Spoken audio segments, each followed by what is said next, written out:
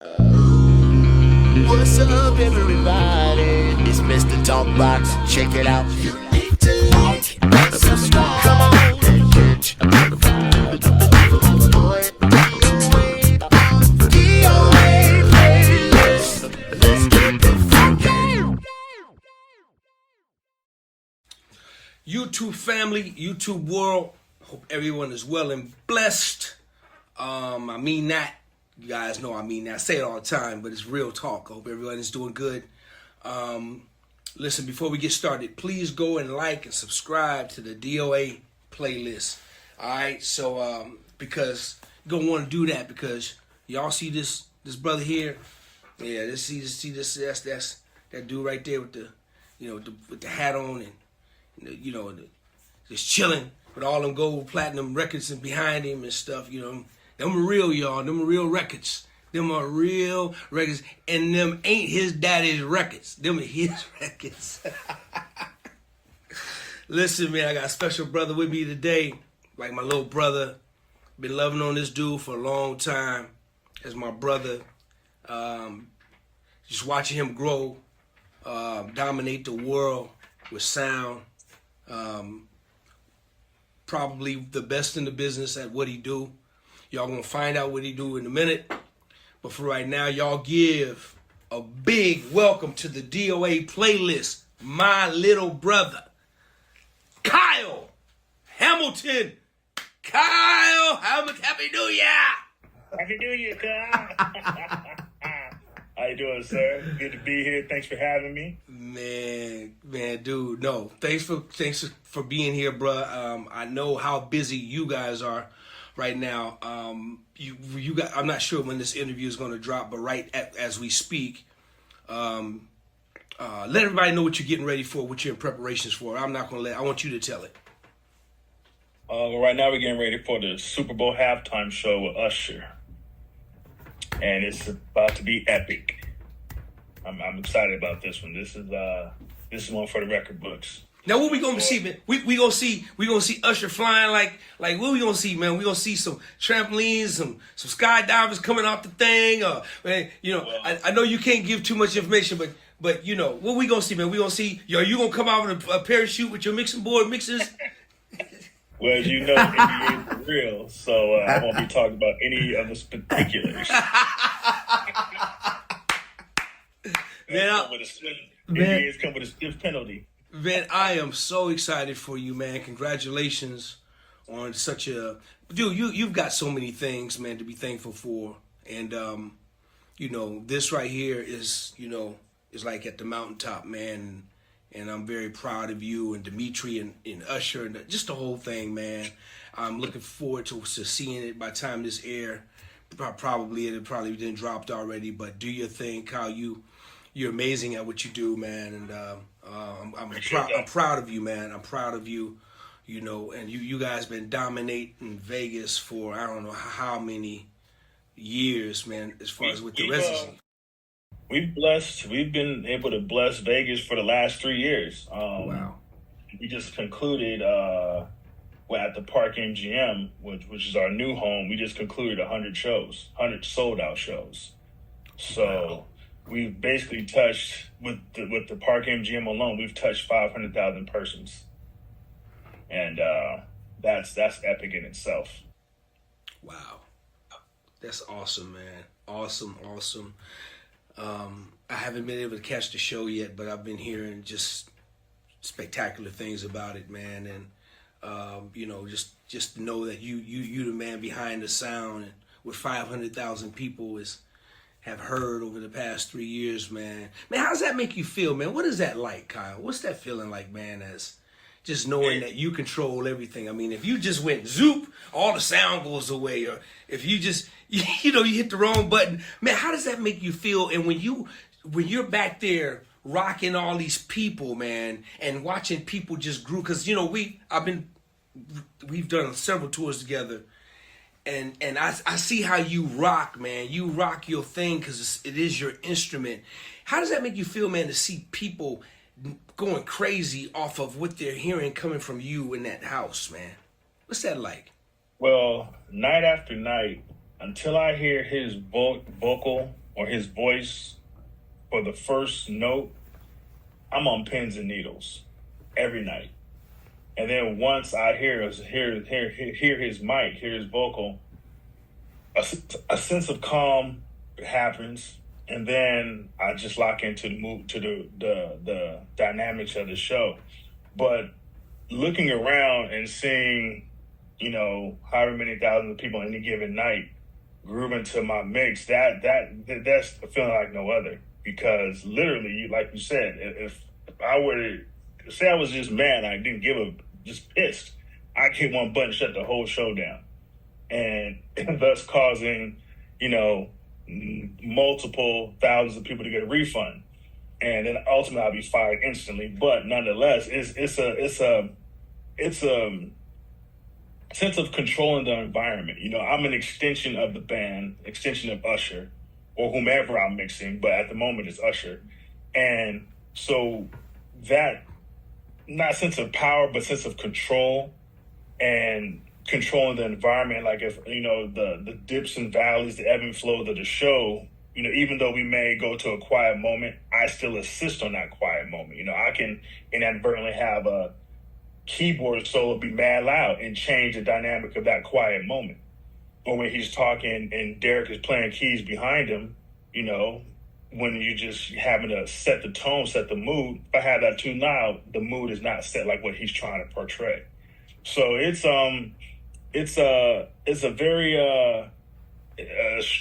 stressful, but in a good way, because it's like, I'm literally we got an 8-piece band, that 9th band member that's helping keep the audience enthralled, the audience locked in, and just just have fun for the night, and keep Usher in his in his mode, in his zone, without him being thrown off. So it's stressful, but I love it. It's like an adrenaline rush, just for 2 hours. Kyle, who carries more weight? Would it be you?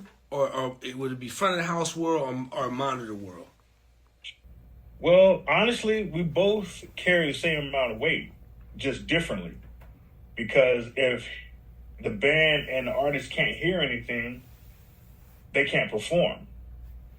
And if they're not performing at a high level or performing, then I can't deliver that to the audience.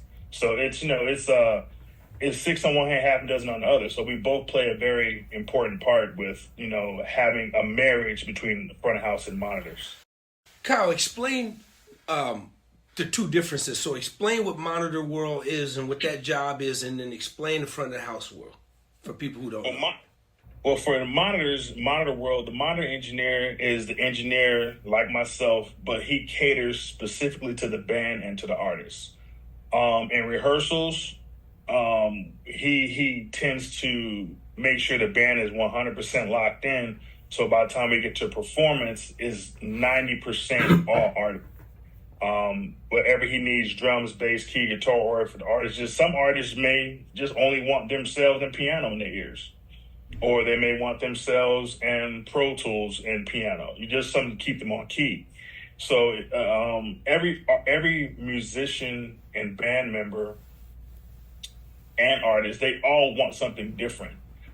It's very rare that everybody wants the same thing in their mix, because the drummer may want, some drummers don't want any of themselves in the mix, in their own personal mix, because they already hear themselves at the drums, so, and then there's some drummers that want to hear just kick and hi-hat for their timing. And then the artists, may just want to hear themselves and some backgrounds and keys. So it's just a variation of things that they want to hear. Now, on the flip side, where the marriage comes into play is now front of house, which is what I do. I mix for the audience. I mix for the management. I mix for all the people who pay the bills. And I have to make it sound like the record with a live feel, keep the integrity of those platinum records, platinum songs, and incorporate the live band portion of it, so that you get the marriage of the album portion and what the band is doing live and any live arrangements that we do.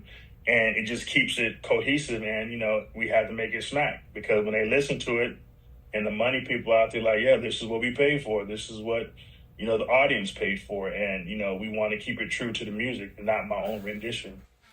Okay, let's keep it right there for a second, because Kyle, as you know, man, you've been doing this for several decades now and rocking, which is so many, just the great ones. Just pick a name and he's done it. And we're gonna talk about a couple of artists you work with, but Kyle, you and I both know that when you're sitting out there doing your job, how do you handle those money people, management people, A&R people that's looking at you saying, God, what the hell are you doing? I can't hear. Da, da, da, da. I can't hear. How do you deal with that when you're trying to do your job? Because it does happen, correct?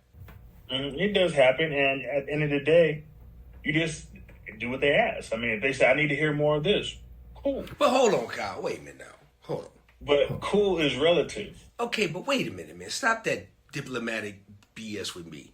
Now, Kyle, you're the greatest sound man in the world, bro. An A&R person is not gonna come and tell you how he, you know, what sound is, right? Sound is.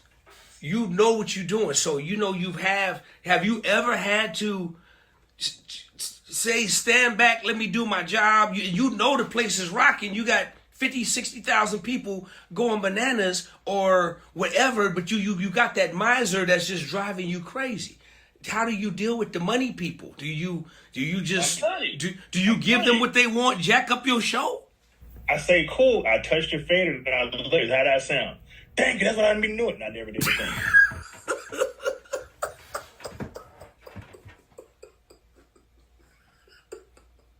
You just touch the fader and you don't do nothing. I just touch the fader. I just put my hand over the fader.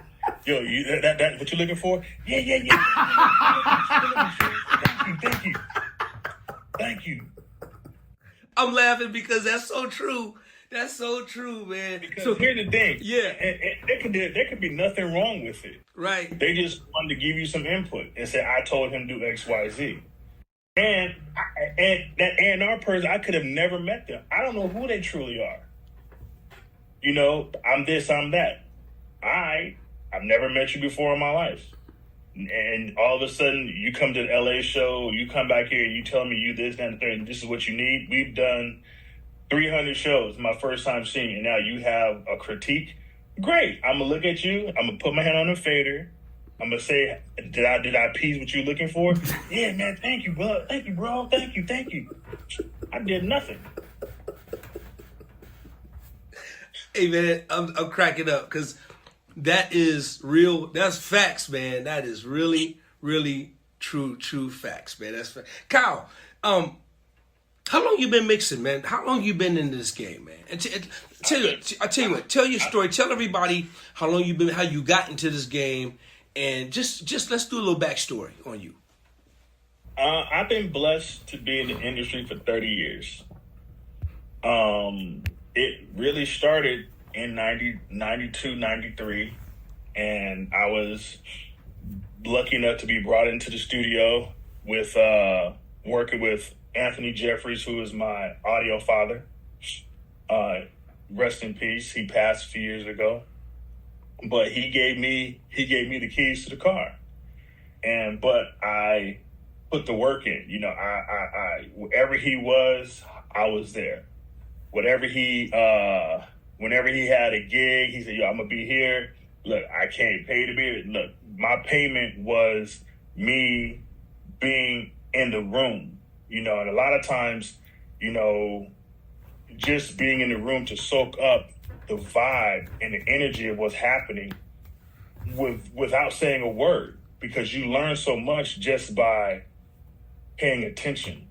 You know, that vibe in the studio, especially when you're creating music, records, regardless of what crazy things that may be happening to get to that masterpiece that was made, it happened out of nothing. You know, it's guys, it's producers, musicians sitting in there literally creating something from scratch. And me sitting next to AJ and just watching how he maneuvers taught me so much, because you learn more by sitting still and paying attention and asking a bunch of questions. Because if you're watching what's going on, a lot of stuff is repetitive. So if you get the rhythm of how the room is moving, that's the best teacher in the world. But of course, I went to school too. But being in that studio environment to get the real life, real time of how a session is ran, that's priceless. And I did a lot. I gave AJ oodles of time. What you need me to do? I don't need you to do nothing because you don't know nothing. Just sit your ass down there and pay attention. And so that's what it was. Even though AJ wasn't like that, but that's the rhythm was like, just chill. We got this. You're learning. Just observe. And I soaked it up like a sponge.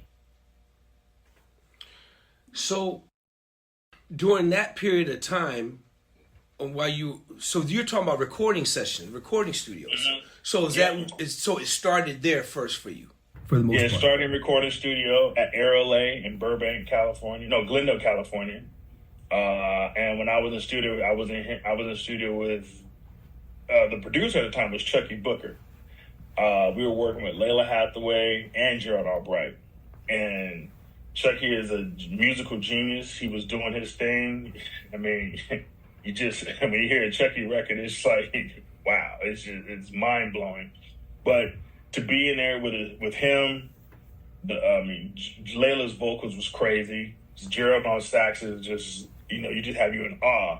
But just to be in those rooms with those caliber of musicians at 17, 18, it's like, wow, I'm in here and don't realize what body of music is being created at that moment in time. Now, moving fast forward to reflect on those days, I was in there with, musical royalty, but I didn't realize that. But it was still great to be a part of that experience. So, first of all, so Chucky, he was the producer, so he gave his blessings on you just being able to be in the studio, hanging out with AJ and just coming in and hanging, and Mm-hmm. and with Layla and Gerald and all that stuff. And so that's kind of like was the start of it. Was that? Am I correct? That was the beginning of it. Yeah, that was the beginning, and then that's like when it was really put into me. And then I went to recording school, LA Recording, and now it's LA Record. It's something new. They changed the name, but it was in North Hollywood. Went there, excelled, and from there, I went to start doing mixing gospel plays, Michael Matthews plays, stuff of that nature. With Marvin Webster was the producer / promoter. So he would happen to be one of my mother's clients.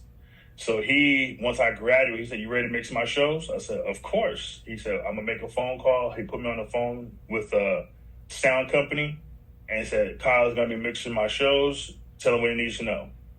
So that's how the live sound part came out of it. Mm-hmm. And even though I did a lot of random shows with AJ on the live sound, because he did both studio and live. So I learned a lot of things from him too, just by being around a lot of the live shows. But now on the gospel play thing, I'm literally setting up PA, tearing down my PA, dealing with lavalier microphones 20 at a time, on stage. But the beauty of that was that it gave me a lot of time to figure stuff out. Because in a play scenario, you're in a building for, you might be in a room for 3 weeks, because plays sit down and they don't just be city to city like a tour is. So I got a lot of time to figure out learning frequencies, learning how to deal with a band in front of the stage, playing towards the stage and having that reflection going into, microphones, the lapel mics and head mics, mics and wigs and stuff of that nature. So it was really a boot camp to get me ready for what I'm doing now. So the fact that I was able to decipher how to, if I got two people talking, I don't necessarily need to have both mics on at the same time. Maybe I can, I learned this in real time, taking microphones out of phase so they don't start feeding back against each other. So, the plays, taught me so much on signal and just how to mix, because you have to be ready to, you have to know everybody's dialogue as well. You know, you're not just out there just having everybody's mic on. You need to know to turn mics on and off. You know, it taught me how to pay attention to a show. You know, knowing everybody's part. In a play, I can tell you everybody's lines. And now we're translating that to concerts. You've been with me. I'm like, D, somebody ain't playing that note. Not the note, that part. I know parts that are missing. Yeah, that's not there. We need to get, and these are signature lines that are missing. You know, they may have been taken out of Pro Tools. Somebody's supposed to be playing it, or vice versa. But nonetheless, I learned the music. I learned the dialogue. So all that translating into when I do shows now, I study the catalog before I mix concert to first or rehearsal to first, so that I know what to feature and what not to feature, and what's in the music bed and what's supposed to be, you know, given to the audience so they could be taken back in time when they first heard that record. I think that's brilliant, man. How important is that? Because I know, Kyle, you're the only brother or only person that I've heard those words come out their mouths. I've never heard anybody say that they prepare like that. You know, what they might go and do is they may go YouTube and check out a concert or go check something live out or go. But for you to study, and I know I've watched you do it hours and hours and days, months and just in years of just preparing. That's part of your prep. How important? Why is that so important? Because remember, we're rebuilding a platinum record. So, you know, for Usher, we have about 120 inputs. So within 120 inputs, that's a lot of faders to move around and to manipulate. So if I haven't learned the music to, like, I can play it, I'm going to miss certain parts because there's that much information coming at you and you got to know where it's coming from. So, you know, I didn't make a platinum record. I'm just recreating it on a different canvas. But I'm not going to change the mix. I'm going to mix it just like it was when you heard it, because that's why the audience came to hear Confessions, hear My Way, hear There Goes My Baby. It's not my rendition. You know, if a song is key piano heavy at the beginning, well, I'm going to have guitar feature. That's ridiculous. You know, they want to hear what they heard many moons ago and hearing now in 2023. So it's not for me to just recreate a platinum record, a hit record. It's for me to reproduce and give what the people heard with the additional instrumentation that makes it what it is. So the audience, you said something that's really good, man, because the audience is coming to hear that record, right? So how important is it for not just the artists, but the musicians to understand that the artists, that the people are paying to hear the record. They're not paying to hear you jam or play what you think other than it's on the record. How important is that? Because, Kyle, I can imagine with you, say you got a band and you just studied all this their catalog for months, and you get there and Jokers is just freestyling and ad-libbing and playing everything other than the record. Well, that has happened in the past, not with this band, because this band is A1. But I've had it happen in bands where I'm like, yo, that's missing.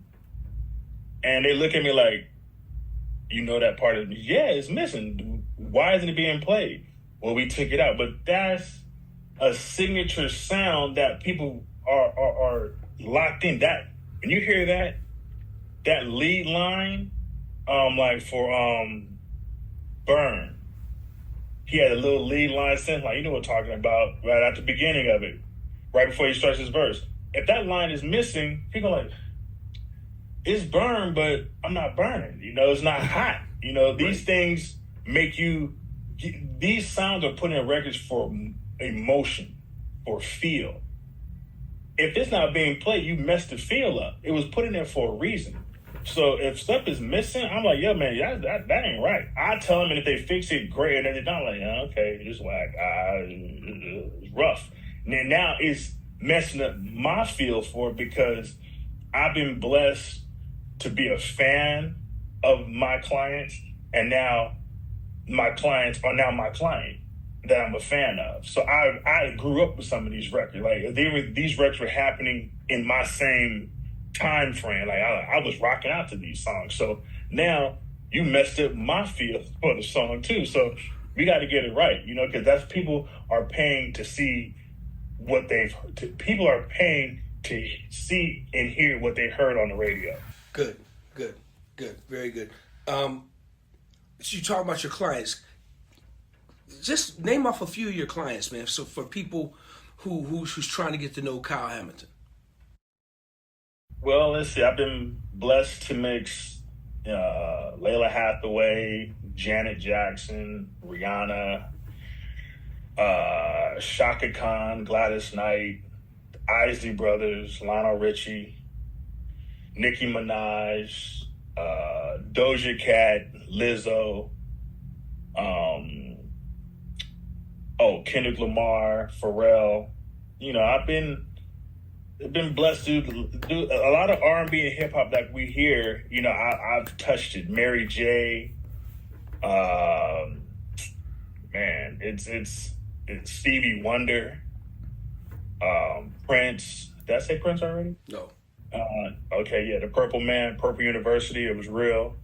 What was it like? Tell me what that was like, man. Was that a good experience? Yeah, was that a good experience, or was it?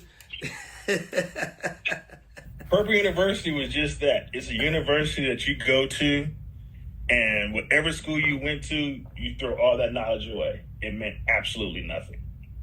Going to PU, I went to PU. Wait a second.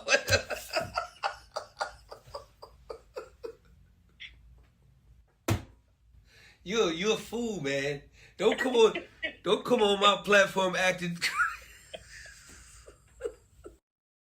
Okay. Purple University is PU. PU is all we got. All right, so how long you went to PU with? I went to PU I was at PU for about 9 months. Okay. Until I had to graciously walk away. But the university, the alumni still called me back many times over again afterwards. And I graciously declined, but I did give them a new recruit upon my last departure, by name of Jeremy Peters. He was the last person to mix Prince. So you said, gracefully walked away. So what happened? Did you get another gig, or did you just? No, it was weird because I actually went off on him on Mr. P, Purple Prince, because they decided to put a 13-piece horn section directly behind me at front of house, and that was the stupidest thing you could ever do, in my opinion. And I voiced that. And the production man, and you can't talk to him like that. I'm like, I talk to him like he's a man. If it's stupid, I'm going to tell him it's stupid, because he's a man first, like I am. And you can't talk to him like that. So I went all the way left. And then I'm like, well, send me home. So I go home. And then they call me back like, yo, we got, we have some more other dates. Are you available? No, I'm not available. I mean, Prince, he was, what I learned from dealing with Prince is that no matter what, even though the artists pay you for your expertise, still let them make the decision.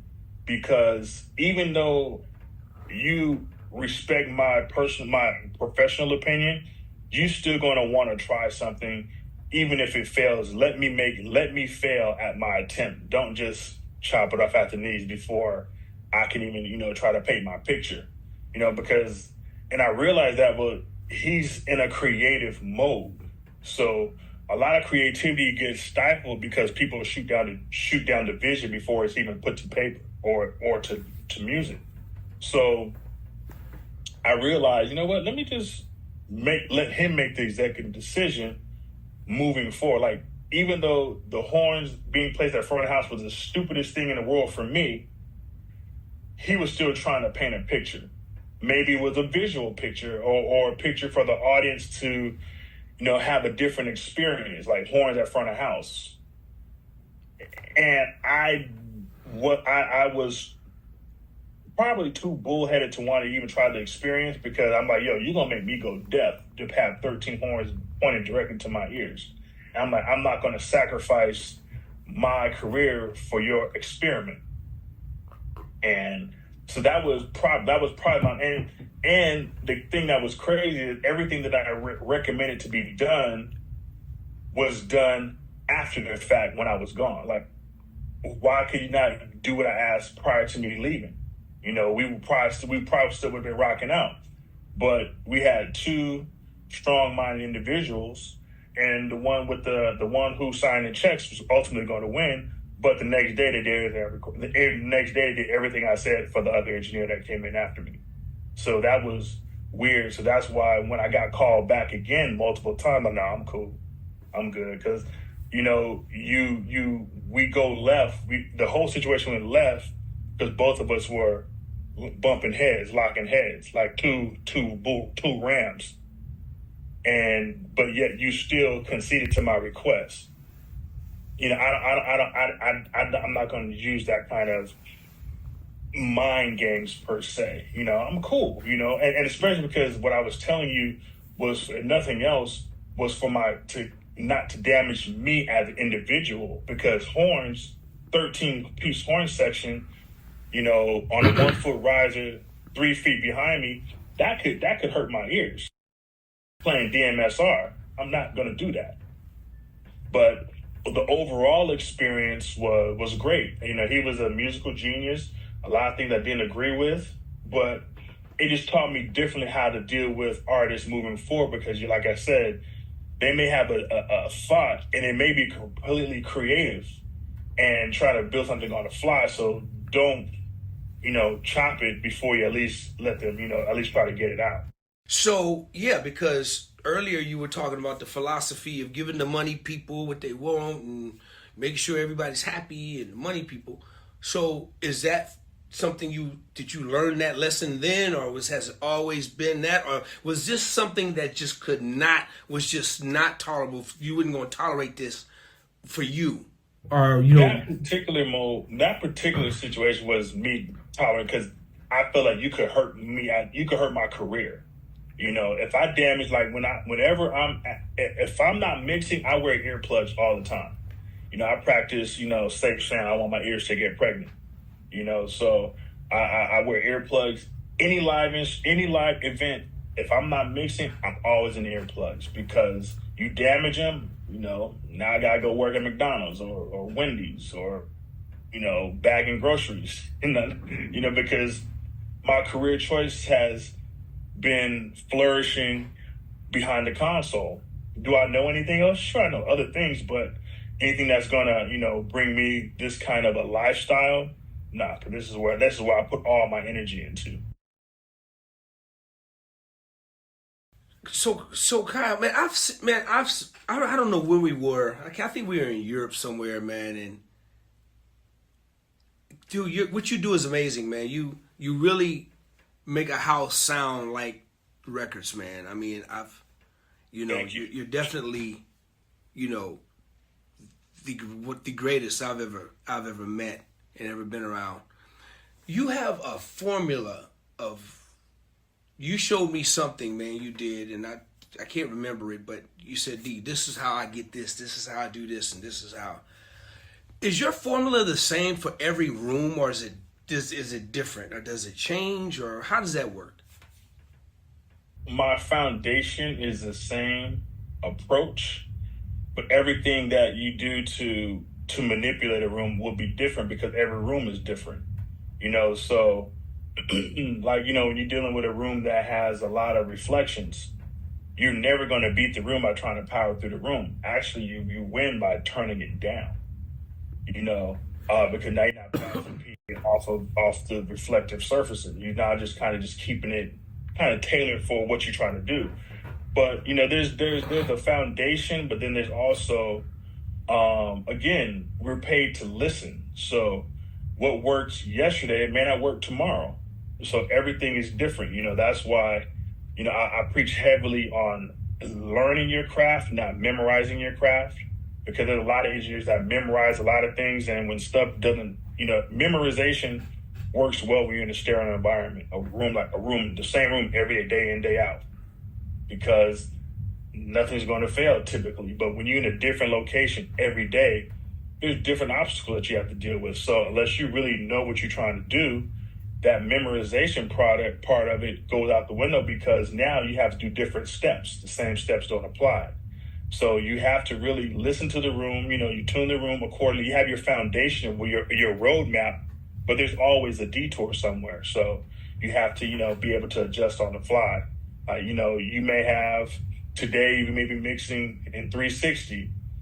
Tomorrow you may be in 270. It just all depends on what you're listening to. If you have on a 270, if you have your 270 hang too loud, it's going to make it sound funny at front of house, because you have more reflections coming from behind the stage than in front of the stage.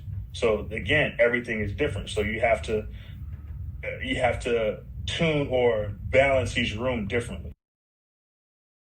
Man, that's crazy, man. How the the stuff that goes into what it is you do, because so Kyle, you could tell, what a good sound man is, and what a horrible sound man is, right? You could just walk in the room and say, oh, whoever the sound man is, he sucks, right? Yeah. But again, yes, that is true to me in my personal opinion, but in the same breath, that person is per se doing their thing. Now, audio and live sound is is perspective. And if the person is mixing that show from their perspective and you don't agree with that perspective, it's going to suck to you. So, there's more people there's a lot of engineers that you may agree with their perspective, so you feel like that show was amazing, or was true to what the record is. Then you have engineers that their perspective is they didn't do their homework, so they're just doing anything. But in their mind, they're killing. So, I could just glance at somebody's EQ on a vocal chain and tell how the show is going to sound, or how the show may sound in the house, because you only mixing to make sure the house sounds good, versus if I took a board mix and listen to that board mix. And in theory, your board mix should sound just like your house. There shouldn't be a disconnect, because when you give that board mix to your client to then listen to, if everything sounds like it has, all the high end is gone, because it sounds like it has saran wrap on it, but in the venue is real bright and crispy and clean, then you're doing something inherently wrong. It shouldn't be a complete disconnect like that. That means you're letting the PA do all the work as opposed to the console. And for me, when I give us two mix to the artist, they like to listen to the CD that they just printed. Kyle, I'm going to ask you a question. It may be selfish, probably because I'm a bass player, so I'm going to ask a selfish question. What happens, or why is it that when, you got a big arena and it seemed like it's so hard for the front of the house guy to get good separation on the bass, man? It's either muffly, muddy, there's no separation, it's not distinct.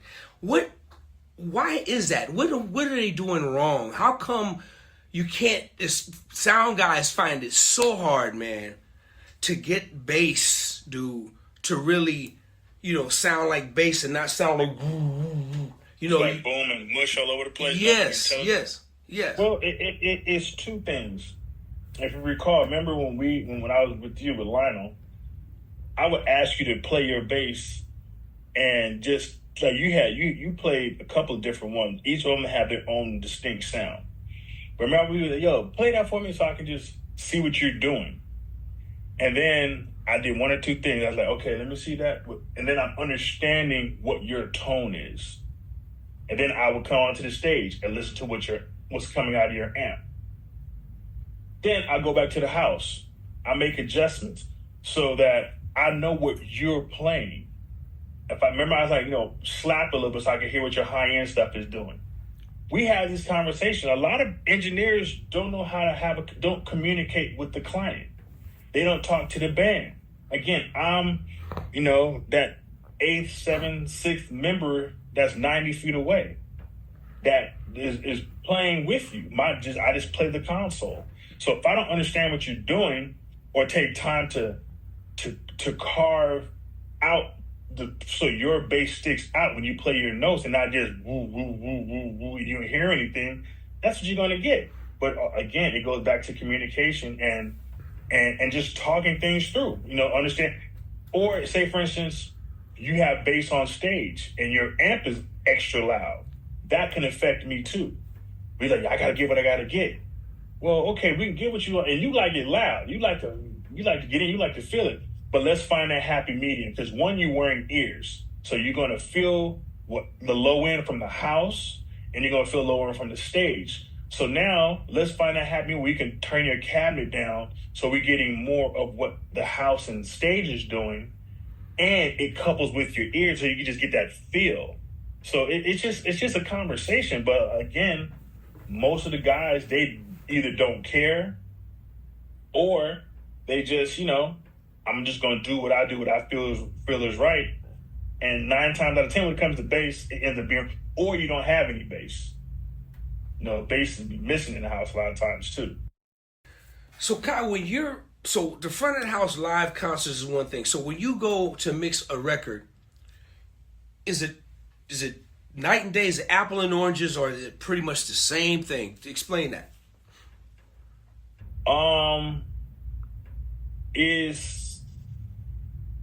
It's the same but different, because now you're not dealing with distance. So everything is everything is like in your face now. So the gains are a lot different too when you're mixing live records, when you're mixing studio versus live, because a lot of times stuff already, when you're programming it, it has a different kind of punch anyway. When you're recording stuff live or live drums, they have to hit different, because you have to excite the console, make it work per se. Where when you have a programmed kick, you can just tap me, this is what it was going to do.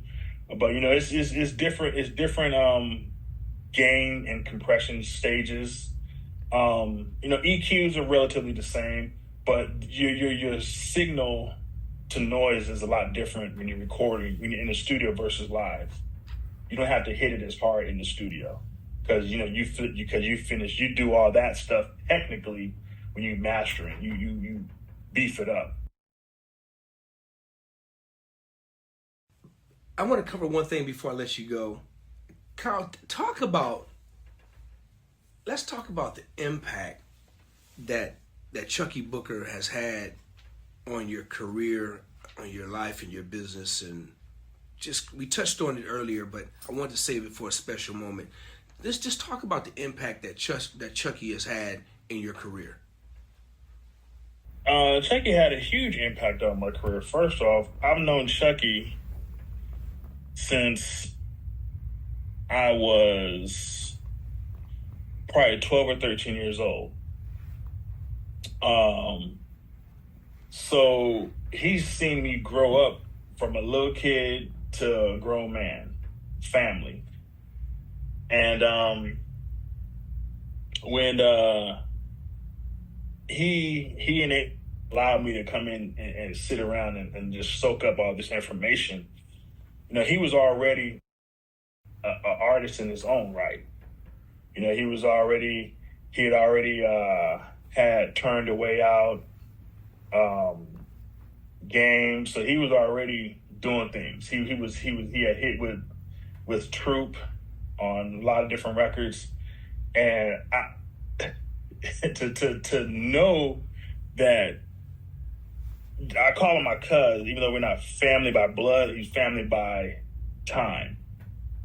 And for him to even open up the doors and say, yo, you can come in. He could have said, no, I'm good. But he allowed that to happen, because again, in the studio, it's a creative process.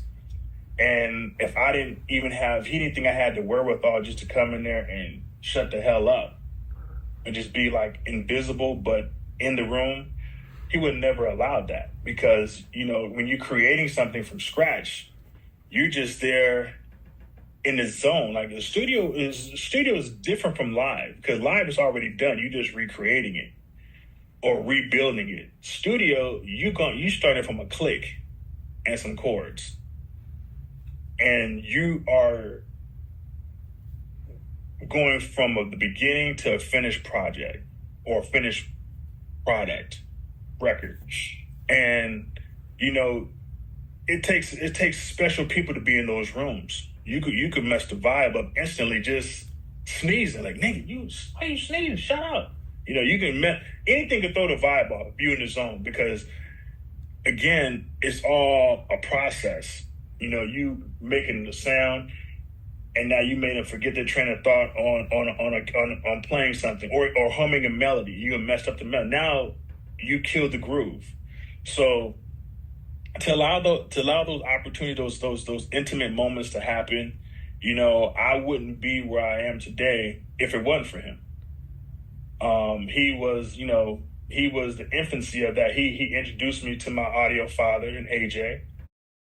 So last year, I got the opportunity to mix Chucky with University at Yoshi's, and that was an epic night. That was an epic day, because first of all, we did rehearsals. We were doing in the rehearsal process. We were picking up parts. And I'm like, yo, D, that's missing. We're not playing. Some parts are missing. We were talking about some key parts that were missing. And we get to it, and he wants to do the all right, cool. So I just had to just basically let my knowledge of Chucky's music, he gonna paint that picture. Because what I remember the record to be, he may be changing the arrangement a little bit per se. But in my head, I'm like, that's what the people want to hear. They need to hear that, because that's going to take them back to when they first heard them records. So moving forward, it goes back to almost like what I was talking about, the Purple University thing. Just let them paint the picture. Because, I don't know what's in their head. So I got to get out of my head to let them do what they're supposed to, because, again, I'm just an extension. So, but working with Chuck, it's not, hands down, it's the greatest. Because if it weren't for him, I wouldn't be where I am today. He set the tone by letting me set my own tone, by doing me, not, again, I always say, if this is what you want to do, stay ready so you don't have to get ready. You got to put the work in, because when that call shows up, they came up, I'm trying to figure it out. You got fumbling around trying to, do X, Y, Z. He said, hey, this is what you want to do. You will show us better. You will show us better than you can tell us. So he didn't call me and say, oh, Kyle, we're going to be here. We're going to be, no, I had to be on that ass. Yo, where y'all at today? What y'all doing? You doing this, you doing that? What was good? What's good? What's good? To the point where I felt like I was bugging them. But that's just me showing that this is what I want to do. And the fact that I was on their heels like I was at the beginning shows, and now 30 years later, that I'm doing it at a high level. So that if you want something, you can do whatever you want to do. You just got to put the work in. And I segue that to a lot of today's new engineers. They don't want to put that grind in. They just want it instantly. Nothing happens overnight. I'm on the cusp of 50. I don't look it, but I'm on the cusp of 50. But that work ethic is real. That's why I Never Sleep Productions here. I don't sleep. We got to go hard. We sleep. Well, if I'm asleep, somebody else is getting the call. Somebody else is picking up that phone. So, man, it's just Wow. Hands down, Chucky Booker is my dude for life. He got me together. No, I got myself together, but he allowed me to get myself together. Man, I salute you, man, for that. And I salute Book, man, because, you know, we have like similar stories, man. You know, we have, you know, I'm always gonna love on my brother, man, and we have similar stories, and I love hearing these stories. I can hear them over and over. I know the whole story, but I love hearing them. I want people to hear them, man, because, you know, it takes, you got to start somewhere, man. You know, it takes it's that start. And for me, you know, Chucky was really, you know, the beginning of my success. I owe so much to the brother, and to hear you guys' relationship, I love it, man, because the history that, you know, that goes back to when you was the teenage kid just trying and meeting AJ, and, you know, that was the beginning, man. That's where it started, man. And I was sending AJ, shout out to AJ and his family, man. Please continue to rest well, my brother. Big loss to the industry, but Kyle, man, I'm not gonna hold you, man, but I appreciate you, you know, coming hanging out with your brother, man. I know you guys are busy, man, and I've been watching you, you know, just from a distance, man, and I've been proud of every move, every moment, and everything you've been doing. I've had a front row seat, you know, to the whole Kyle experience, man. So. And it's been an amazing ride, man. And you're not done. And, you know, you're still black as hell. You know, you know, I'm light-skinned compared to this dude. You got good light. Your light is better. You got a little, you got frontal light. I got oh, light. that's what My it light's is. coming from above. So, Kyle, I got to ask you this question, man. You got to give me, on your Mount Rushmore, man, you got 4 of the greatest engineers that you're going to put on Mount Rushmore. Give me 4 of the greatest engineers that you're going to put. Front of the house engineers, not monitor guys, front of the house guys. 4. Front of house. Huggy Carter. Huggy will be, he's number 1. He is that cat. After Huggy, I will put Cubby. He mixed a little bit of everybody. He was that dude. Then I have my man who mixed Babyface for many years. That was Dave. He owns Sound Image.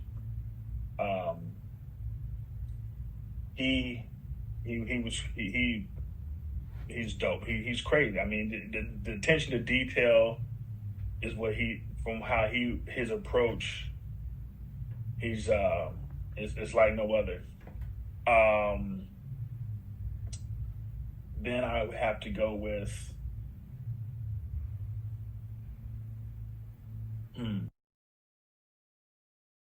who would be?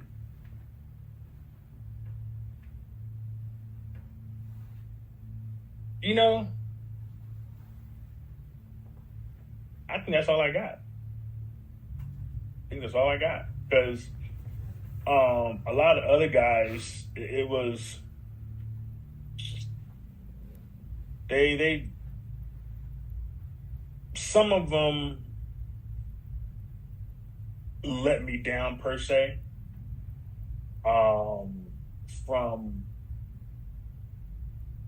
From a standpoint, what I thought was supposed to be that versus what I heard. Yeah, that's that. I'll leave it at those 3. Well, you know what? I'm not. I'm gonna add one more that's definitely got to be on there, and that's Kyle Hamilton, Never Sleep production. Oh wow! Oh man, no, dude, that's. I was hoping you was. I was hoping, because I know your arrogant, ignorant, crazy ass. I knew you was gonna say Holly T. But I'm gonna say it for you. I'm gonna say it for you, dog. Because I'm serious, man, dude. You're young, man. And you're still young. You're young doing all of this, man. Mixing these big stadiums, 80,000, 100,000, dude, rocking just these big arenas and small arenas and venues.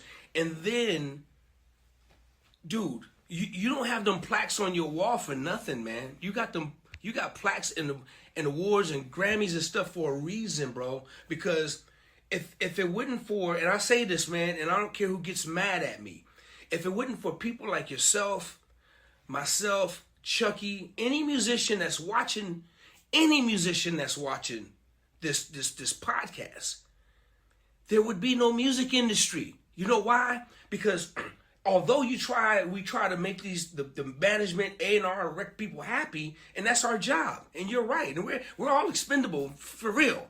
Nobody's above the law. Everybody's replaceable and just interchangeable, whatever you want to call it. But they can't do it by themselves.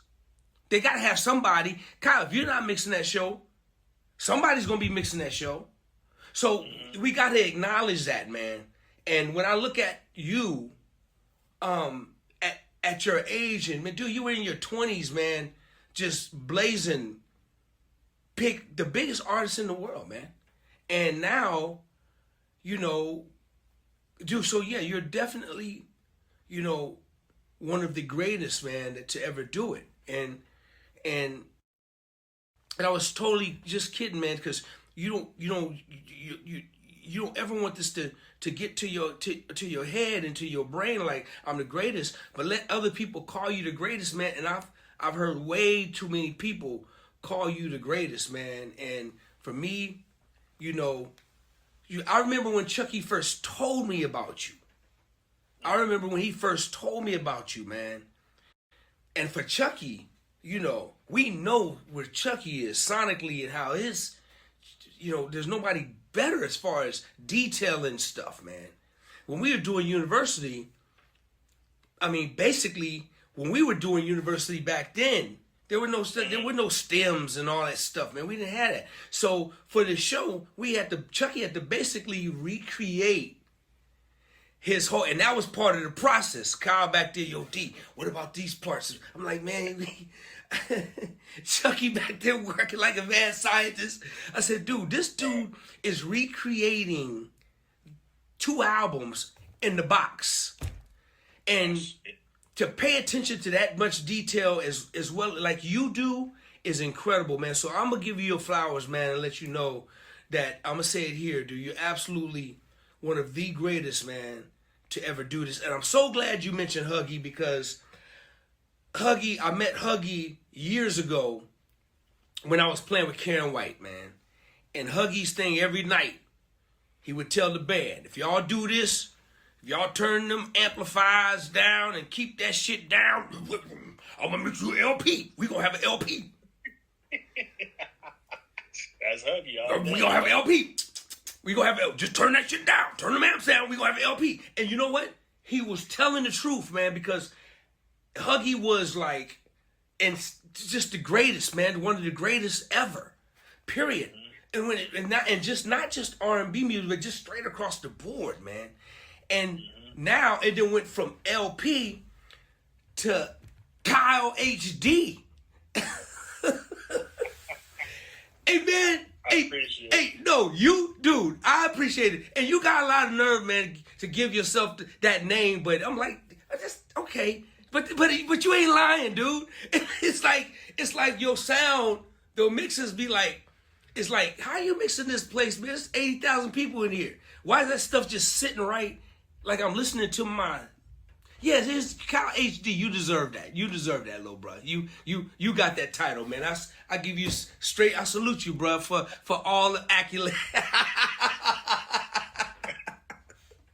Yes, sir. Yeah, it's all good, man. It's all good. I appreciate the humility on the show, you know, because but I know you, dog. I know you, man. I know how crazy you are, man. But, dude, I appreciate you coming, man, and sharing a whole different side of the music game that is just as important. And Kyle, you are a musician, man. You're just as much as a musician as anybody on that stage, man. And people don't understand that. People may not credit you as so, but I do. I know how important it is to have somebody you can trust, and how responsible. That's a big responsibility. Your job. So much love to you, man. Many props at such a young age.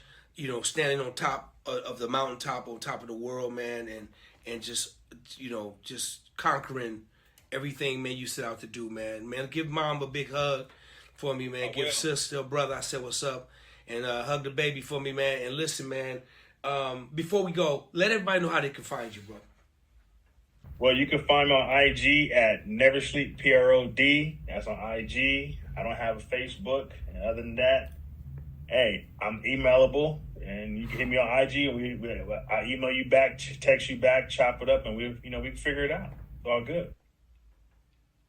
Good, man. I appreciate you, little bro. I really do, man. Thank you, sir, man. This was fun. I really had a good time. I appreciate your time, man. The knowledge, the wisdom. It's a different thing, man. And you know, I got the best one on here, really kicking the game. And if anybody, disagrees with me, you know, Google this man, and you'll see why. You know, that's okay. Why he's a champion. That's what makes this world amazing. Everybody got opinions. Yeah, so once they Google you, because that's the new thing, right? Google me, you know. Yeah. Google this man. Y'all gonna agree with me that this dude is the baddest man on the planet at what he does. I ain't lying. I'm just saying. You know, you're definitely, man, my choice, man, and you're everybody else's choice. So keep doing what you're doing, little bruh. And thank you, sir. And I appreciate you, man. Y'all have a great Super Bowl. I can't wait. You know, everybody in the world is gonna be watching. Let everybody in the band. I said what's up. Said what's happening, man. Tell Derek I said what's happening.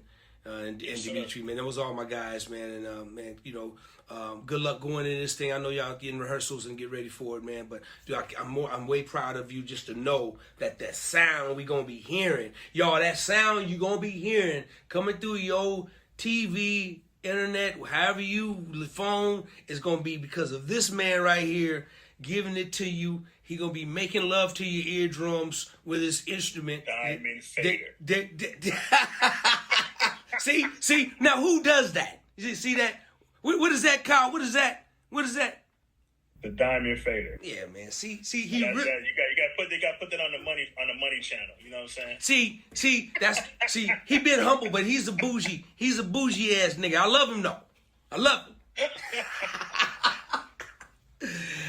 Hey, man, y'all give it up for my little brother. Oh, please go and like and subscribe to the page. But give it up, first of all, to my little brother, the one, the living legend already, Mr. Kyle Hamilton. Say what's up. Give him some love. Put your hands together. Kyle, love you, buddy.